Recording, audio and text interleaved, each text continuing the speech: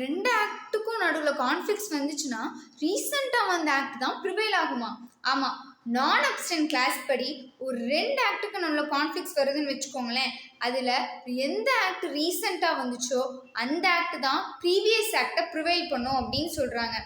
Example என்னன்னா, இப்போ ஒரு ஹஸ்பண்ட் அண்ட் ஒய்ஃப் இருக்காங்க, அப்புறம் சீனியர் சிட்டிசன் ஒரு வீட்டில் இருக்காங்க.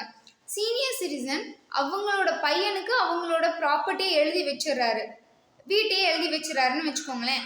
வச்சதுக்கப்புறம் அந்த பையன் அவங்க அப்பா அம்மாவே வீட்டை விட்டு துரத்தி விட்டுறாங்க.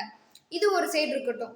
இந்த சைடு அவங்களோட ஒய்ஃபையும் ஒரு ஒழுங்காக பார்த்துக்காம அவங்கள துன்புறுத்திக்கிட்டு இருக்காங்க. அப்படிங்கிற பட்சத்தில் ஒய்ஃபும் டிவிசி ஆக்டு கீழே ரெசிடென்ஷியல் ஆர்டர் கேட்கலாம்.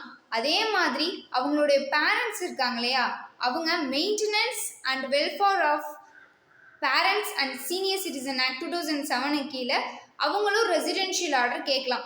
ஸோ இதில் எந்த ஆக்ட் ப்ரிவைல் ஆகும்னு பார்த்தோம்னா டிவிசி ஆக்ட் 2005 வந்துச்சு.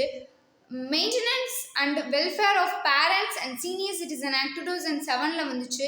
ஸோ ரீசெண்டாக வந்த ஆக்ட்னு பார்த்தோம்னா 2007 வந்த இந்த ஆக்ட் தான். இதன் கீழே இந்த ஆக்ட் தான் ப்ரிவைல் ஆகும். அதாவது நான் அப்சன்ட் கிளாஸு கீழே சீனியர் சிட்டிசன் ஆக்ட் தான் ப்ரிவைல் ஆகும் அப்படின்னு சொல்கிறாங்க.